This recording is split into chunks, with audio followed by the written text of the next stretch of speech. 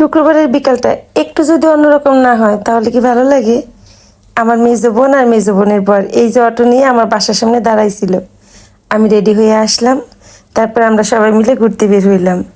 আমরা যাব একটু গ্রামের দিকে ঘুরতে। গ্রাম আমার অনেক ভালো লাগে। এই জন্য আমার বোনকে বললাম, চলো আমরা আজকে একটু গ্রামের দিকে ঘুরতে যাই। এটা হচ্ছে বাইপাস সড়কে।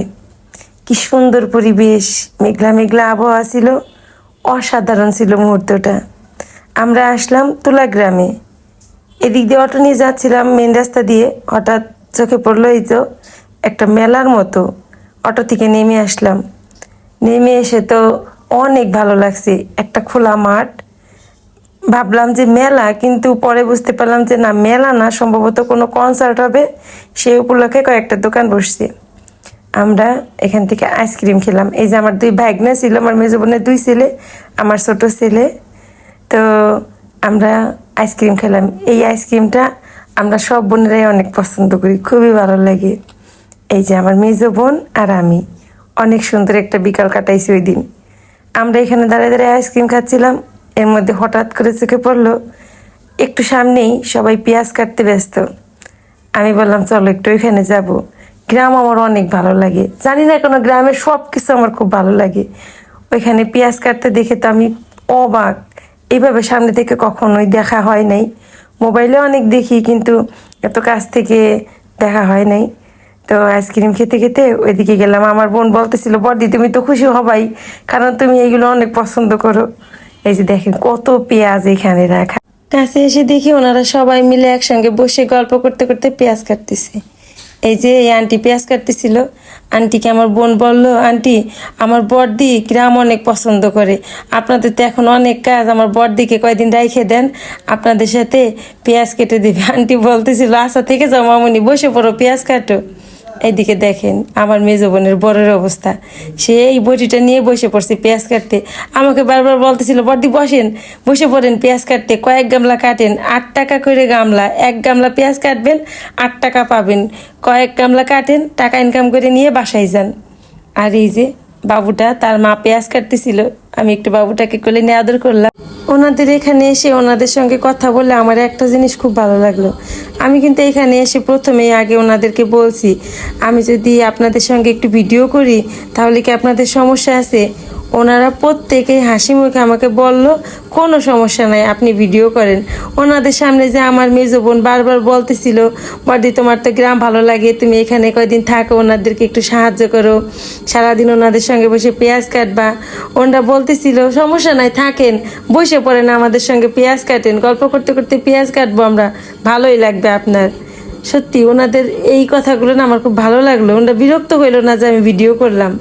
ওনাদের সাথে কিছু সময় থাকলাম। তারপরে এই তো সাথেই ছিল বড় একটা মাঠ, অসাধারণ। আমার যে কি ভালো লাগছে এই জায়গাটায়, মন চাইতেছিল আরও কিছু সময় থাকি, কিন্তু ওই যে আমাদের অটো দাঁড়ানো ছিল। আমরা দুই বোনে মিলে মাত্র কয়েকটা ছবি তুলতে পারলাম, বেশি সময় পাইনি।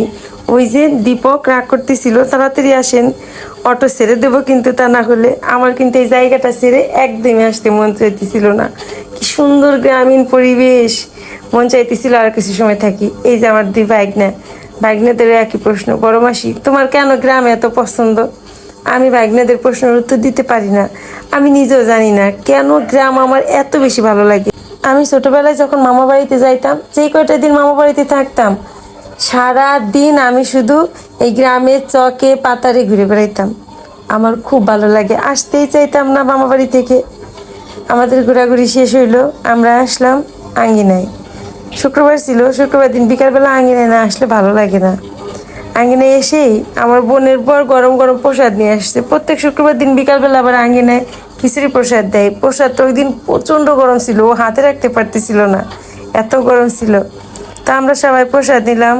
আঙ্গিনায় আসার পর আমার বড় ছেলের সাথে দেখা হলো, ও আঙ্গিনায় ছিল। সবাই মিলে একসঙ্গে এখান থেকে প্রসাদ নিলাম, কিছু সময় থাকলাম, সন্ধ্যা হয়ে গেল। তারপর আমরা আঙ্গিনা থেকে বের হয়ে আসলাম। আর মাত্র অল্প কয়েকদিন পরেই কিন্তু আমাদের আঙ্গিনায় উৎসব শুরু হয়ে যাবে। উৎসবের সময় প্রত্যেক দিন আঙ্গিনায় যাব, আর সেই ব্লগগুলো আপনাদের সাথে অবশ্যই অবশ্যই কিন্তু আমি শেয়ার করব। আঙ্গিনা থেকে বাসায় আসার পথে আমার বোন আবার আবদার করলো তার বাসায় যাইতে। অনেকদিন যাওয়া হয় না, বোনের বাসা আমার বাসা খুব কাছেই, তারপরেও যাওয়া হয় না তেমন একটা। তো আমার বোনের বর আর বোন দুইজনে মিলে খুব আবদার করলো যাইতেই হবে আজকে। তারপরে আসলাম, আসার পর আমার বোন এইটা নিয়ে আসে, ওইটা নিয়ে আসে, এইটা খাও ওইটা খাও। তারপরে খাইলাম। আমি তো আবার খাওয়া দাওয়া অনেক পছন্দ করি। তো দুই বোনে মিলে গল্প গুজব করলাম, সঙ্গে বোনের বড় ছিল, ভাগ্নেরা ছিল, সবাই মিলে গল্প গুজব করতে করতে বেশ ভালো একটা সময় পার করলাম। এখন বাসায় যেতে হবে, রাত তখন 9:30 বাজে। ওইদিকে ওরা বলতেছিল আরো কিছু সময় থাকো, আরো কিছু সময় গল্প করি, বাসা তো কাছেই, যাবা একটু পরে। কিন্তু না, সেই বিকালবেলা বাসা থেকে বের হয়েছি, এখন যাওয়া দরকার। তো চলে আসলাম এখান থেকে বাসায়।